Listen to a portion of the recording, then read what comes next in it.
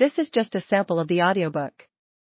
To get the complete audiobook, access the link posted in the first comment. He played through fevers and migraines. He played through crippling back pain, pulled muscles, sprained ankles, and once, the day after being hit in the head by an 80-mile-per-hour fastball, he suited up and played in Babe Ruth's hat because the swelling made it impossible to put on his own. For 2,130 consecutive games, Lou Gehrig played first base for the New York Yankees, a streak of physical stamina that stood for the next 5.5 decades. It was a feat of human endurance so long immortalized that it's easy to miss how incredible it actually was. The Major League Baseball regular season in those days was 152 games. Gehrig's Yankees went deep in the postseason nearly every year, reaching the World Series a remarkable 7 times. For 17 years, Gehrig played from April to October, without rest, at the highest level imaginable. In the off-season, players barnstormed and played in exhibition games, sometimes traveling as far away as Japan to do so. During his time with the Yankees, Gehrig played some 350 doubleheaders and traveled at least 200,000 miles across the country, mostly by train and bus.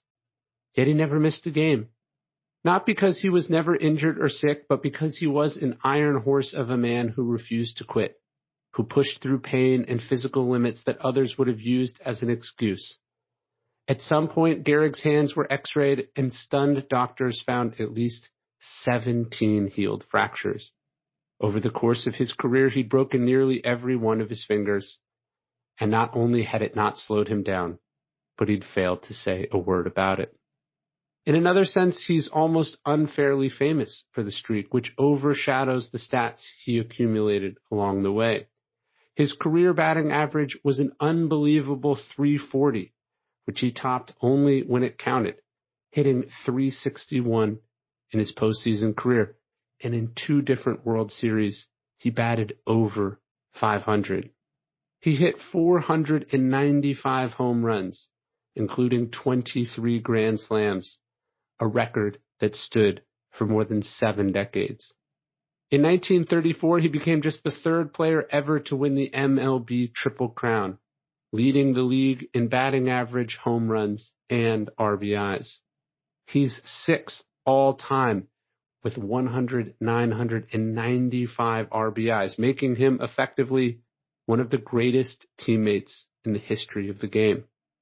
He was a 2-time MVP, 7-time All-Star, 6-time World Series champion, Hall of Famer, and the first player ever to have his number retired. While the streak started in earnest in June 1925 when Gehrig replaced Wally Pipp, a Yankees legend, in reality, his Herculean endurance could be seen at an early age. Born to German immigrants in New York in 1903, Gehrig was the only one of 4 children to survive infancy.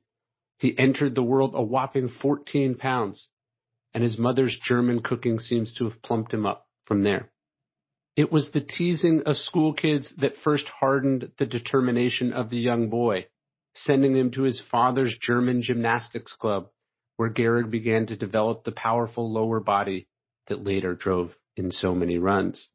Not naturally coordinated, a boyhood friend once joked that Gehrig's body often behaved as if it were drunk. He wasn't a born athlete. He made himself one. Life as a poor immigrant was not easy. Gehrig's father was a drinker and a bit of a layabout. It's more than ironic to read of his father's chronic excuses and sick days. This example shamed Gehrig, inspiring him to turn dependability and toughness into non-negotiable assets. In a bit of foreshadowing, he never missed a day of school. Thankfully, his mother not only doted on him, she provided an incredible example of quiet work ethic as well. She worked as a cook. She worked as a laundress.